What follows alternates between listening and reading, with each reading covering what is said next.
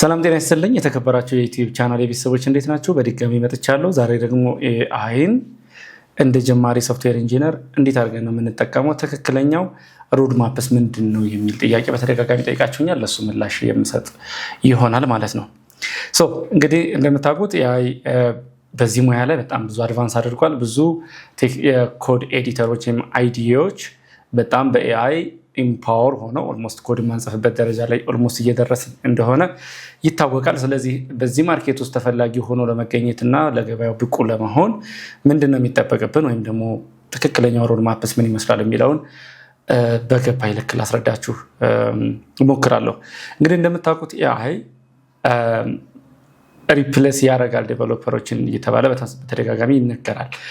ነገር ግን ትክክለኛው ዴፊኒሽን ባለፈው ቪዲዮ ላይ እንደገለጽኩት ትክክለኛው መሆን መቻል ያለበት ሶፍትዌር ዴቨሎፕመንት የሚሰራበት መንገድ ከስከዛሬው በሰፊው ተቀይሯል፣ በጣም በሰፊው ተቀይሯል። ስለዚህ በፊት ዴቨሎፐሮች ይሄ ኳሊቲ ያለ ብለው ሲያወሩ አሁን የሚጠበቅባቸው ነገር ከዛ ቶታሊ የተለየ ለአዲሱ መንገድ ወይም ለአዲሱ አሰራር የተመቸ መሆን መቻል ስላለበት ምንድነው ኤክስፔክት የሚደረገው የሚለውን ነገር እና ደግሞ ከበፊቱ ጋር ተመሳሳይ የሆኑት ነገሮች የትኞቹ ናቸው የሚለውን አብረን የምናይ ይሆናል።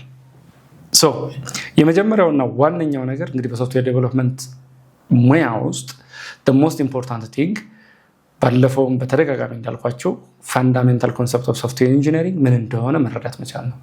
ስለዚህ እሱን ራሱኑ ኤአይ ተረድቶልኝ አት ሴም ታይም ኮዱን ራሱ ጽፎልኝ መቀጠል እችላለሁ ብለን ማሰብ አንችልም። ቢካዝ አንድ ሶፍትዌር ኢንጂነር እኛ የሚጠበቅብን ትልቁ ነገር ወይም ደግሞ እንዲኖረን የሚጠበቀው ትልቁ ኳሊቲ ፕሮብለም ሶልቪንግ ነው። ፕሮብለም ሶልቪንግ ደግሞ በተለያየ መንገድ ሊገለጽ ይችላል። እንግዲህ ሶፍትዌሩን የተሰጠንን ፕሮብለም ዲፋይን ከተደረገበት ነገር ላይ ተነስተን አውዱን ተረድተን ሶሉሽኑን ዲዛይን አድርገን ኢምፕሊሜንቴሽን ስናወራ እንግዲህ የምንከተላቸው መንገዶች አሉ ማለት ነው። ስለዚህ በዛ ውስጥ በጣም ኢምፖርታንት ነገሩ ምንድነው? ፋንዳሜንታል ኦፍ ሶፍትዌር ኢንጂነሪንግን ማወቅ መቻል ያስፈልጋል ማለት ነው። ስለዚህ አሁን በፊትም የነበሩት ጁኒየር ዴቨሎፐሮች ዌብ ዴቨሎፐር መሆን ከፈለጉ ለምሳሌ እንበልና ኤችቲኤምኤል፣ ሲኤስኤስ፣ ጃቫስክሪፕት እነዚህን ነገሮች ይፈልጉ ነበር። አሁንም ያስፈልጋሉ። ይሄ የተቀየረ ነገር የለውም ማለት ነው። ቢካዝ አፍተር ኦል እነዚህ ነገሮች እስካላወቅን ድረስ በሶፍትዌር ዴቨሎፕመንት ሙያ ውስጥ መቀጠል ስለማንችል እንደ ኤአይ ምንድነው በኤአይ የተደገፈ ወይም ደግሞ ቫይብ ኮደር ብንባል እንኳ ስቲል እነዚህን ነገሮች በደንብ አንደርስታንድ ማናረጋቸው ከሆነ ገበያው ላይ መቆየት የሚታሰብ አይደለም ማለት ነው። ስለዚህ ፋንዳሜንታል ሁሌም ፋንዳሜንታል ነው። ፍሬምወርኮች ይመጣሉ ይሄዳሉ። ቴክኖሎጂ ሁሌም ኢቮልቭ ያደርጋል። እነዛ ፋንዳሜንታል ኮንሰፕቶች ግን አሁንም በነበሩበት ናቸው። ስለዚህ እነሱ ሁሌም ኔጎሽብል እንዳልሆኑ መታሰብ መቻል አለበት። እዚህ ላይ ማድረግ የሚጠበቅበት ነገር ምንድን ነው? ፋንዳሜንታሉን አሁን ብዙ ሰው በሰልፍ ለርኒንግ እየመጣ ስለሆነ ብዙ ሰው በትሬኒንግ ሾርት ተርም ትሬኒንግ እየመጣ ስለሆነ ኤአይን እዚህ ጋር ልንጠቀምበት የምንችለው ትክክለኛው መንገድ እነዚህን ነገሮች አስተምረኝ በማለት ነው። ወይም ደግሞ የራሳችን ፔር ራሳችን ጋር አንድ ከጎናችን ተቀምጦ መንገድ እንደሚያሳየን ሰው አድርገን እየጠየቅነው ስራዎችን መስራት አንድ ስቴፕ ከፍ ለማድረግ ቀጣዩ ታርጌት ምን መሆን አለበት፣ አሁን ያለውን ነገር አንደርስታንድ አድርጌዋለሁ ብዬ ለማሰብ ሊይዛቸው የሚገቡ ጭብጦች የትኞቹ ናቸው የሚለውን ነገር ራሱን እየጠየቅነው እዛው የበለጠ አቅማችንን እያጠነከርን እንሄዳለን ማለት ነው። ከዛ ቀጣዩ እንግዲህ ቤዚክ የሚባሉትን ፋንዳሜንታል ኮንሰፕቶችን ኮር ኮንሰፕቶችን አንደርስታንድ ካደረግን ቀጣዩ የዴቨሎፕመንት ፓዛችንን ማወቅ ነው። ስለዚህ የምንፈልገው ወይም ደግሞ መሆን የምንፈልገው ሶፍትዌር ኢንጂነር ከሆነ ያው አንድ ፕሮግራሚንግ ላንጉጅ የግድ ልናውቅ ይገባናል። ሚኒመም አንድ በደንብ አድቫንስድ ኮንሰፕቱን ፓይተን ሊሆን ይችላል፣ ጃቫ ሊሆን ይችላል፣ ዶትኔት ሊሆን ይችላል። ዋቴቨር ኢት ኢዝ ግን ኦር ሲ ሻርፕ ማለት ነው በላንጉጅ ካወራን። እነዛ ውስጥ ያሉት መሰረታዊ የፕሮግራሚንግ ላንጉጁ ኮርነር ስቶን የሚባሉት ምን ናቸው የሚለውን አንደርስታንድ ማድረግ ይጠበቅብናል። በዛ ሂደት ውስጥ እንግዲህ ባክኤንድ ዴቨሎፐር ነው፣ ፍሮንቴንድ ዴቨሎፐር ነው፣ ማሽን ለርኒንግ፣ ዳታ ሳይንስ የትኛው ላይ ነው መሆነው የሚለውን ፓዛችንን መለየት መቻል አለብን ማለት ነው። እንግዲህ በዛ ውስጥ ማኒፕሌት የምናደርገው ዳታ ነው እና ሁሌም ፍሮንቴንድ ዴቨሎፐርን ብንሆን ባክኤንድ ዴቨሎፐርን ብንሆን የዳታቤዝ ኮንሰፕት ልናውቅ ግድ ይለናል። የዳታቤዝ ኮንሰፕት በጣም ኢምፖርታንት ስለሆነ ማለት ነው። ኦፍኮርስ ከዚህ በፊት ብዙዎቻችን ሶፍትዌር ኢንጂነር ሲባል አንዳንዱ ፉልስታክ፣ አንዳንዱ ፍሮንቴንድ፣ አንዳንዱ ባክኤንድ ሊሆን ይችል ነበረ። አሁን ግን with the help of AI አንደኛ ዴቨሎፐሮች አዝማች አስፖስብል ፍሌክሲቢሊቲው እንዲኖራቸው ኤክስፔክት ይደረጋል። ፍሮንት ኤንድ ላይ ያለ ክፍተትን መሙላት የሚችሉ፣ ባክ ኤንድ ላይ ያለ ክፍተትን መሙላት የሚችሉ፣ አት ሴም ታይም ደግሞ ዴቨሎፕስም ላይ ኮንትሪቢዩት ማድረግ እንዲችሉ ኤክስፔክት ይደረጋል። ነገር ግን ሁሉንም ነገር በአንድ ጊዜ እንማራለን ማለት አይደለም። ይሄ ስሩ ፕሮሰስ የሚመጣ ነገር ሆኖ ዴቨሎፕመንት ፓዛችን ከየትኛው ነው መጀመር ያለበት የሚለው መለየት መቻል አለብን። ለምሳሌ ፓይተን ላይ ብዙ ወደ ኤአይ አሁን የተጠጋ ላንጉጅ ስለሆነ ወይም ደግሞ ለኤአይ በጣም የተመቼ ላንጉጅ ስለሆነ ሪከመንድ የሚደረገው በዚህ ጊዜ እሱ ነው። እንግዲህ እኛ ስንማር ሲሻርፕ ነበረ C++ ነበረ የተማርነው። ሶ ዴቨሎፕመንት ፓዛችንን መለየት መቻል አለብን ማለት ነው። ከዛ በኋላ እንግዲህ ቀጣዩ ስቴፕ የሚሆነው ከኤአይ ጋር መላመድ መቻል።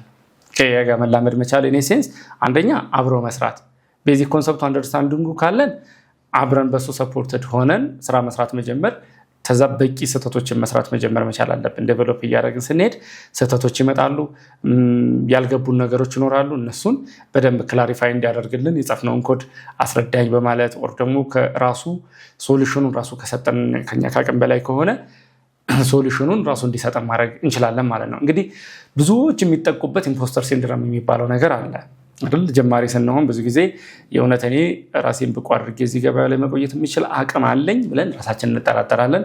ወይም ደግሞ ሰዎች ሲያወሩን በአብዛኛው በሰክሰስ ስቶሪው ስንሰማ በጣም የተለየ አቅም ያለው ሰው መሆን መቻል አለበት እዚህ ቦታ ለመድረስ ብለን ስለምናስብ ብቻ መንገዱ ሩቅ መስሎን ሊታየን ይችላል። እና ብዙዎቻችሁ ያንን ችግር አልቤት ልታደርጉበት የምትችሉት ሶሉሽን ይሄ ነው። ለምን የከበዳችሁን ነገር በፊት ሰው መጠየቅ ብዙ ጊዜ ይህንን ቤዚክ ጥያቄ እንድትጠይቀኛለህ እባላለሁ የሚል ፍርሃት ብቻ ስለሚይዘን ብዙ ጊዜ ሰዎች ሳንጠይቅ ነገሩም ሳይገባን የምንዘልበት አጋጣሚ ኖሮ ይሆናል ብዬ አስባለሁ ብዙዎቻችን። ቢካዝ አንዳንዴ ኦፍኮርስ ዜር ኢዝ ኖ ስቱፒድ የሚባል ጥያቄ ባይኖርም ግን አንዳንዴ ጥያቄ በመጠየቃችን እንገመታለን በሚል እሳቤ ብቻ ወደኋላ የምንልበት ነገር ይኖራል። በተለይ እችላለሁ ብሎ የገባ ሰው ኢንተርቪው ላይ ምናምን አስቸጋሪ ሊሆን የሚችልበት እድል አለ። አሁን ግን ያንን ችግር አውቶማቲካሊ ልቀርፉበት የምትችሉት ኦፖርቹኒቲ ራሱ ኤአይ ሰጥቷቸዋል ማለት ነው። ስለዚህ ኮዱን አስረዳኝ ማለት ትችላላችሁ፣ አጻጽፈኝ ማለት ትችላላችሁ፣ ዲበግም ማድረግ ትችላላችሁ። ዲበግ ኢን ሴንስ የሆነ ችግር ካለ እንዴት ፊገር አውት አድርገን ኢሹ የቱ ጋር ነው የሚለውን ፈልጎ ማግኘት መቻል ማለት ነው። ስለዚህ አሁን ዴቨሎፕመንትን መማር ብቻውን ሶፍትዌር ዴቨሎፕመንትን መማር ብቻውን በቂ አይደለም። ኤአይ አሲስትድ ፕሮግራሚንግን መማር ያስፈልጋል። ለዛ ደግሞ እንግዲህ አሁን በፊት የነበሩት ኮድ ኤዲተሮች ብዙ ጊዜ በራሳችን ስለነበረ የምንጽፈው ጀስት የላንጉጁን ጋር በተያያዘ ነበር ሰፖርት የሚያደርጉን። ምንድነው በአጠቃላይ የምንጽፈውን ኮድ ፎርማት በማድረግ ምናልባት አንዳንዴ ሂንት በመስጠት ምናምን ነበር ሰፖርት የሚያደርጉን። አሁን ግን ከዛ ባለፈ ኮዱን ሪቪው ማስደረግ እንችላለን፣ ዲበግ ማድረግ እንችላለን፣ ያልገባን ነገር ካለ መጠየቅ እንችላለን። በጣም ብዙ አማራጭ ነገሮች አሉ ማለት ነው። ሶ የሚቀጥለው ስቴፓችን እንግዲህ ፋንዳሜንታሉን ብያለሁ መጀመሪያ። ሁለተኛ ነገር ደግሞ ፓዙን መረጥን፣ በየትኛው መንገድ ነው የምንሄደው። ከዛ በኋላ ፓዙን አንደርስታንድ ካረግን በኋላ ፓዙ የሚፈልጋቸውን ነገሮች ከተማርን በኋላ የሚቀጥለው ስቴፓችን የሚሆነው ፕሮጀክት መስራት ነው። ቢካዝ ቪዲዮ በማየት የሚገባን ኮንሰፕት ይኖራል፣ ኦር መጽሐፍ በማንበብ የሚገባን ኮንሰፕት ይኖራል። ኮዲንግ ግን አክቹዋል አፕላይ ስናደርገው ነው በደንብ ልንረዳው የምንችለው። ለዛ ደግሞ ፕሮጀክቶችን መስራት፣ ሳይድ ፕሮጀክቶችን መስራት የግድ መደረግ ያለብን ነገር ነው። ኢቨን ኦፕሽናል። ፕሮጀክቶችን ስንሰራ የመጀመሪያ ቢጊነር ሌቭል አድርገን በትንሹ መጀመር እንችላለን። ከዛ በኋላ ግን እያሰፋ ነው የበለጠ ቻሌንጅ የሚያደርገን እያደረግ ነው እንሄድና ፋይናሊ እንግዲህ የእኛን አቅም በደንብ ፕሩቭ ሊያደርግ የሚችል ፕሮጀክት ነው ብለን የምናስበውን ምክንያቱም ኮምፕሌክሲቲው የተወሰነ አንደርስታንዲንጋችን እየጨመረ ሲሄድ ኮምፕሌክሲቲውን በዛው ልክ ከፍ እናደርገውና ራሳችንን ቻሌንጅ እናደርጋለን። እነዛም ፕሮጀክቶች ቢውልድ በማድረግ ሂደት እንግዲህ የምንማራቸው በጣም ብዙ ነገሮች ይኖራሉ። ለምን ፕሮግራሚንግ ባይሰልፍ ይሄ ምንድነው አሁን ያሰባችሁትን ፊቸር ኢምፕሊመንት ለማድረግ ስትሄዱ ማንበብ ያለባችሁ ነገር አለ። አፕላይ ስታደርጉት በደንብ ኮንክሪት የሆነ አንደርስታንዲንግ ይኖራችኋል። በጣም ሶሊድ እየሆነ ይመጣል መረዳታችሁ። ያ ደግሞ የበለጠ አንድ ስቴፕ ከፍል አድርገው የሚለውን ሀሳብ ወደ እናንተ እንዲመጣ ያደርግና ፋይናሊ ለዛ ላንጉጅ ያላችሁ አንደርስታንዲንግ ምናልባትም ለማርኬቱ በቂ፣ ምክንያቱም ያው ኮንቲኒየስሊ መማር መቻል ስላለብን አትሊስት ለአሁኑ በቂ ሌቭል ላይ ደርሻለሁ ብለን የምናስብበት ሁኔታ ላይ እንደርሳለን ማለት ነው። ከዛ በኋላ የሚቀጥለው ስቴፕ እንግዲህ ሌላ ተጨማሪ የጎደለ ነገር ካለ ለምሳሌ ፍሮንቲንድ የተማረ ሰው ባክኤንድን ቤዚክስ ማወቅ መቻል አለበት። ፍሮንቲንድ ዴቨሎፐር ሆኖ ዳይሬክትሊ ስራ መፈለግ ከባድ ነው። ቢካዝ ስለ ስራ መፈለግ እመጣበታለሁ፣ ግን ያ ስኪል ብቻውን በቂ አይደለም። የሆነ ሌላ እንዴት ነው አዳፕተብል መሆን መቻላችንን የምናሳይበት ሌላ ተጨማሪ አንድ ነገር ያስፈልገናል። ለዛ ደግሞ የባክኤንድ አንደርስታንዲንጋችን ሊሆን ይችላል፣ የዳታቤዝ አንደርስታንዲንጋችን ሊሆን ይችላል ማለት ነው። እሱን ካደረግን በኋላ የሚቀጥለው ስቴፕ እንግዲህ ሞር ኦፍ መስራት የሚጠበቅብን ዲስፕሊናችን ላይ ነው። ዲስፕሊን ኢን ሴንስ አንደኛ ታይም ማኔጅመንታችን ላይ ስራ ቢሰጠን ሪስፖንስብል ሆነን መስራት እንችላለን ወይ? የተሰጠንን ኃላፊነት ምናልባትም ሌላ ጥያቄ ሳይመጣብን ኦር ደግሞ ስራውን የሰጠን አካል ባይኖር እንኳ በራሳችን ኃላፊነት ስራውን መጨረስ እንችላለን የሚለውን ነገር በደንብ ትሬን ማድረግ አለብን። ረጅም ሰዓት ተቀምጦ መጽሐፍ፣ ረጅም ሰዓት ተቀምጦ ማንበብ፣ ረጅም ሰዓት መማርና ኮንቲኒየስሊ አቅማችንን መገንባት ላይ ለረጅም ጊዜ ስንቆይ ያው ዴዲኬሽን እና ኮሚትመንት ስለሚፈልግ ለሱ ዲሲፕሊን በጣም ያስፈልገናል ማለት ነው። ከዛ ባሻገር እንግዲህ የኮሚኒኬሽን ስኪላችንም በጣም ተገቢ እና አስፈላጊ ነገር ነው።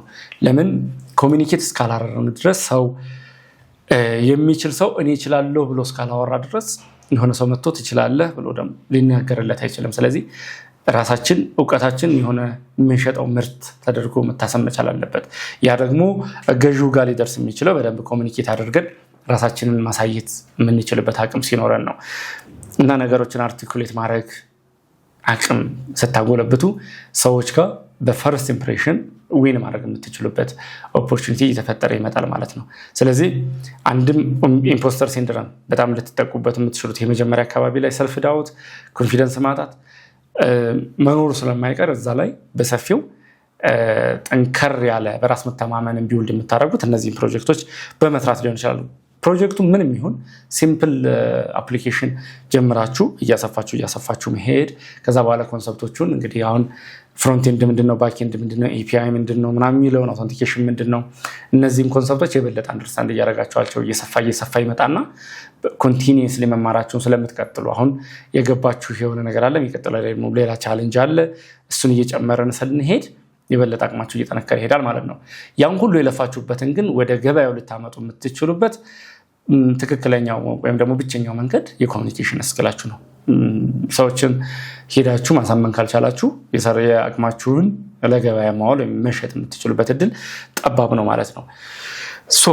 በዛው ልክ ደግሞ ሌላ በጣም ኢምፖርታንት ነገር ኔትወርኪንግ ኮሚኒቲም መፍጠር ወይም ደግሞ በዙሪያችሁ በእናንተ ሙያ ላይ ያለ ወይም ደግሞ የእናንተ መንገድ እየተከተለ ያለ ሰው መኖር መቻል አለበት። በዛ ውስጥ እናንተም በዛ ውስጥ መኖር መቻል አለባችሁ። የምታውቁትን ነገር ኮንትሪቢዩት ታደርጋላችሁ፣ ከሰዎች ትቀበላላችሁ፣ ሪፈር ትደራረጋላችሁ፣ ሪኮመንድ ትደራረጋላችሁ። ያ ኔትወርክ እየሰፋ ሲመጣ ሜይ ቢ የእናንተን ተደራሽነት በዛው ልክ እየጨመረው ይመጣና ምናልባት ኦፖርቹኒቲዎችን ማግኘት ከኤክስፔሪየንስ አንዱ ለሌላው እያጋራ በቀላሉ ነገሮችን ሶርት ማድረግ የምትችሉበት እድል እየሰፋ ይመጣል ማለት ነው። እንግዲህ እነዚህን ካረጋችሁ በኋላ የሚቀጥለው ስቴፕ ደግሞ የሚሆነው እንግዲህ ያው ስለ ሮድ ማፕ አይደል እያወራን ያለን። የሚቀጥለው ስቴፕ ራሳችሁን ለስራ ማዘጋጀት። አሁን እኔ አም ሶፍትዌር ዴቨሎፐር አይ ካን ዴቨሎፕ የሆነ ነገር ወይም ደግሞ ያው የመጣልኝን ነገር ዴቨሎፕ ማድረግ እችላለሁ፣ ግን am I ready for the market ብለን ብዙ ጊዜ ራሳችንን እንጠይቃለን። ለዛ ጥያቄ መልስ እንዴት ነው ወይም ደግሞ ዝግጁ መሆናችንን አለመሆናችንን እንዴት ነው ማረጋገጥ የምንችለው ማለት ነው። አንደኛ እንግዲህ ሪል ፕሮጀክቶችን መስራት። ሪል ፕሮጀክቶችን ኢን ሴንስ አንድ ሰው ይሄንን ሶልቭ እንድታደርግልኝ ይፈልጋለሁ ካለ ያንን ኃላፊነት ወስደን በኮንፊደንስ መፍታት መቻል። አንድም ነገር ቢሆን ከቻላችሁ የሚሸጥ ካልቻላችሁ ደግሞ በነፃም ቢሆን ለሆነ ሰው መስጠት። ያኔ የቢዝነስ ሪኳየርመንቱ እንዴት እንደሚቀየር ከስተመሩ ምን እንደሚፈልግ ቢካዝ ዴቨሎፐር ራሱ የሰራውን አፕሊኬሽን በቀላሉ መረዳት ይችላል። በሰዎች አይነት ሲታይ ግን ምን ይመስላል የሚለውን የግድ ከስተመር እስካላየው ድረስ አያውቅም። ስለዚህ አንድ ፕሮጀክት ብትሰሩ በደንብ እና ለሰዎች ብታሳዩ ፎር ፍሪም ቢሆን እንግዲህ ወርስት ኬስ ሴናሪዮ ከቻላችሁ በራስ መተማመኑ ካለ ገንዘብ ስሩበት፣ ካልቻላችሁ ግን በነፃም ቢሆን ማሳየት። ከዛ በኋላ ደግሞ ሁለተኛው ነገር ራሳችሁን የምታሳዩበት ሁለተኛው ነገር ክሊን የሆነ ጊትሃብ ሪፖዚቶሪ ይኖራችሁ፣ አክቲቪቲያችሁ ይታይ እዛ። ቢካዝ እንግዲህ አንድ ያላነሳ ነው የጊትሃብ ወይም የጊት አጠቃቀም በጣም ኢምፖርታንት ለዴቨሎፐር። ማንም ቢጊነር የሚሆን ሲኒየር ይሄንን ሊያቅ ግዴታው ነው። ስለዚህ ራሳችሁን በዛ ልክ ማዘጋጀት ያስፈልጋል። ጊት አወቃችሁ ማለት ደግሞ እንዴት ነው ሳይክሉ፣ ይሄን ፕሮጀክቱን ስትሰሩ እንዴት በምን መንገድ ስትሄዱ እንደነበር ኮሚቶቻችሁ የሚናገሩት ነገር አለ። እንዴት ኦርጋናይዝ አድርጋችሁ እንደሰራችሁት፣ እንዴት ሞጁሎቹ እንደከፋፍላችሁ እንደሰራችሁ አጠቃላይ እዛ ለማሳየትና አቅማችሁን በደንብ ፕሩቭ ለማድረግ ያስፈልጋችኋል ማለት ነው። ሌላው በጣም ኢምፖርታንት ነገር ደግሞ የቴስቲንግ እውቀት፣ የሰራችሁትን ሶፍትዌር እንዴት ነው ቴስት ማድረገው፣ ኤጅ ኬስ ሴናሪዎቹ ምንድን ናቸው? የተለያየ ሴናሪዮ አለ። ምክንያቱም አሁን የሆነ እንበለን አንድ ኤግዛምፕል ወስደን ባንክ ሲስተም ላይ ለምሳሌ ገንዘብ ማስተላለፊያ ኦር ደግሞ ገንዘብ ወጪ ማድረጊያ ሞጁልን ስሩልኝ ብትባሉ ብላችሁ አስቡት። ያን ስራ ስንሰራ አካውንቱ አክቲቭ ነው ወይ፣ አካውንቱ ገንዘብ አለው ወይ፣ እንዲወጣ የተጠየቀው ገንዘብ እና ያለው ባላንስ ይመጣጠናል ወይ፣ አካውንቱ ተዘግቶ ቢሆንስ በሌላ በሌጋል ጉዳይ ምናምን የሚሉትን ነገሮች አካውንት የውጪ ስጽፍ ያስገባውት አካውንት ቫሊድ ነው ወይ፣ ቫሊዴሽኑን ስንሰራ በደንብ ፕሮፐርሊ ኢንድ ቱ ኢንድ መታሰብ መቻል አለበት። ይሄ ቤዚክ የሆነው ስራ ከመስራት ባሻገር እንግዲህ ኤጅ ኬዝ የሚባሉ ሴናሪዎችን ሁሉ ማየት መቻል ያስፈልገናል። ኦፍኮርስ ይሄ ስሩ ፕሮሰስ የሚመጣ እየሰራችሁ ከተለያየ ስህተቶቻችሁ የምትማሩት ነገር ነው፣ ግን ይሄ ኳሊቲ ያስፈልጋል። ሌላው ችግር ብዙዎች የማይረዱት የዲበጊንግ ስኪል ኢምፖርታንስን በደንብ አለመረዳት ነው። ዲበጊንግ በጣም ኢምፖርታንት ኳሊቲ ነው ለዴቨሎፐር። ቢካዝ የተሰጣችሁን ኮድ ሰው የሰራው ኮድ ላይ ሌጋሲ ኮድ ላይ የሆነ ኃላፊነት ሊሰጣችሁ ይችላል። ያንን ሌጋሲ ኮድ አንደርስታንድ የምታደርጉት ከየት ጀምሮ በየት በኩል አልፎ የት ነው የሚሄደው፣ አውትፑቱን እንዴት ነው ጄኔሬት የሚደረገው የሚለውን ነገር ከመጀመሪያ እስከ መጨረሻው ፍሎውን አንደርስታንድ ማድረግ ካልቻላችሁ ችግር ቢኖር እንኳ ፊክስ አድርጉልኝ ብትባሉ ዲበግ ማድረግ እስካልቻላችሁ ድረስ አክቹዋሊ ኤረሩን ማግኘት መቻል አትችሉም ማለት ነው። ሌላው አሁን በጣም አስፈላጊ ኳሊቲ የኤአይ አጠቃቀም። ቅድም እንግዲህ መጀመሪያ ፕሮግራሚንግ መቻል ብያችኋለሁ። ከዛ ፕሮግራሚንግን ከኤአይ ጋር እንዴት አድርገን መስራት እንችላለን የሚለውን ደግሞ አንደርስታንድ ማድረግ ብያችኋለሁ። ስለዚህ አሁን የኤአይ ዩዜጅ አቅም በጣም ኢምፖርታንት ነው። ላይክ እንደ ኮሚኒኬሽኑ፣ እንደ ቴክኒካል ስኪላችሁ፣ እንደ ማንኛውም ሶፍት ስኪል በጣም ያስፈልጋል ማለት ነው። ስለዚህ ኤአይ ላይ በደንብ ያስፈልጋል። ሌላው ዊኒንግ ሜንታሊቲ። ችግሮች ይመጣሉ እንግዲህ በሶፍትዌር ዴቨሎፕመንት ላይ የሆነ ቻሌንጅ ያጋጥማችኋል፣ የሆነ ኢሹ መጥቶ ፊክስ ማድረግ ልትቸገሩ ትችላላችሁ። በዛ ውስጥ ግን ላይክ የሆነ ታይም ላይ ፊክስ ላደረገው እችላለሁ ብላችሁ በራሳችሁ መተማመን ሊኖራችሁ ይገባል። ያ ደግሞ በፕሮብለም ሶልቪንግ ስኪላችሁ ያላችሁ የራስ መተማመን ላይ የሚመሰረት ስለሆነ ይሄ ፕሮብለም ሶልቪንግ ስኪል ደግሞ ፕሮጀክቶችን እየሰራችሁ በምትሰሯቸው ስህተቶች፣ በምታነቡት፣ በምታዩ ቪዲዮ እንግዲህ ከሁሉም አኩሙሌት ተደርጎ የሚመጣ አቅም ስለሆነ በዛ ልክ ራስን ማዘጋጀት ያስፈልጋል ማለት ነው። ስለዚህ አሁን እንግዲህ ከበፊቱ ምንድን ነው የተቀየረው? አሁን በፊት ዊዛውት ኤአይ ነበር የምንሰራው፣ የራሱ የሆነ መንገድ አለ። አሁን ተጨማሪ የኤአይ ስኪል ወይም የኤአይ ዩዜጅ ስኪል በጣም ኢምፖርታንት።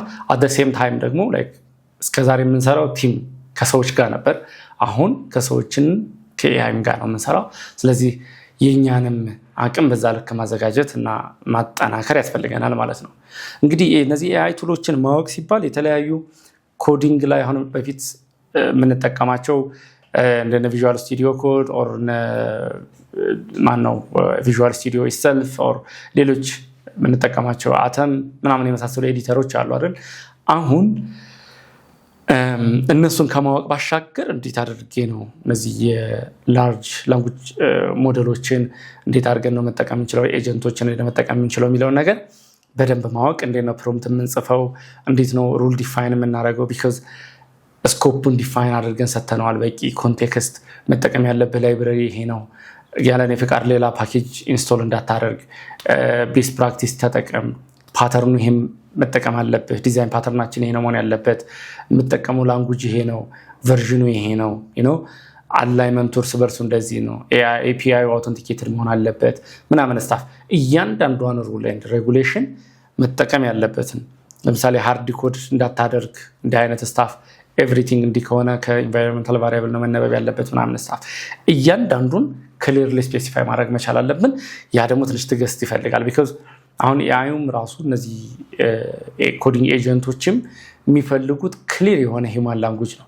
ክሊር የሆነ ኮንቴክስት ኤክስፔክቴሽናችን ምንድን ነው፣ አጠቃላይ ያለው የምንፈልገው አውትፑት ምንድን ነው፣ ወይም ደግሞ እንዲሰራ የምንፈልገው ነገር ምንድን ነው፣ ከዛ ዲዛይኑ ምን ይመስላል ምናምን የሚለውን ስታንዳርዱን ሁሉ ዲፋይን አድርገን መስራት መቻል አለብን። ካልሆነ ግን ላይክ ያው ኤአይ ፕሪዲክት ስለሆነ የሚያደርገው በሰጣችሁት ኢንፑት ልክ ተመስርቶ ምናልባት የሚቀራረብ ነገር ሊሰራልን ይችላል። ግን የምንፈልገውን እንዲሰራ የግድ የምንሰጠው ኢንፑት ማተር ያደርጋል። ስለዚህ ከኤአይ ጋር እንዴት መስራት እችላለሁ የሚለውን በደንብ አድርጎ ማወቅ እና አንደርስታንድ ማድረግ ያስፈልጋል። ይህንን ስኪል ለማዳበር ራሱን ኤአይ መጠቀም እና ራሱን በመጠየቅ መለማመድ ትችላላችሁ። አይሆፕ በሮድማፕ ሌቭል እንግዲህ ከጀማሪ እስከ ስራ ፍለጋ ያለውን ሂደት የተወሰነ ለማሳየት ሞክሬያለሁ። አንድም ቢሆን ቁም ነገር አግኝታችሁበታል ብዬ አስባለሁ። እንግዲህ ለዛሬ የነበረን ቪዲዮ ዛሬ የነበረን ፕሮግራም በዚሁ የሚጠናቀቅ ይሆናል። የሚቀጥለው ቪዲዮ እስከምንገናኝ የዩቲዩብ ቻናሉን ላይክ፣ ሼር፣ ሰብስክራይብ እያደረጋችሁ አብራችሁን ቆዩ። ዛሬም በድጋሚ ይህን ቪዲዮ ፕሮዳክሽን የሰራ ነው በዩኒስ ስቱዲዮ ነው። እናንተም ተመሳሳይ ፍላጎቱ ካላችሁ እንግዲህ የፍየል ቤት በሚገኘው የዩኒስ ስቱዲዮ መታችሁ መስራት ትችላላችሁ። ስልክ ቁጥሩ ከታች አለ። አብራችሁን ስለነበራችሁ አመሰግናለሁ። መልካም ጊዜ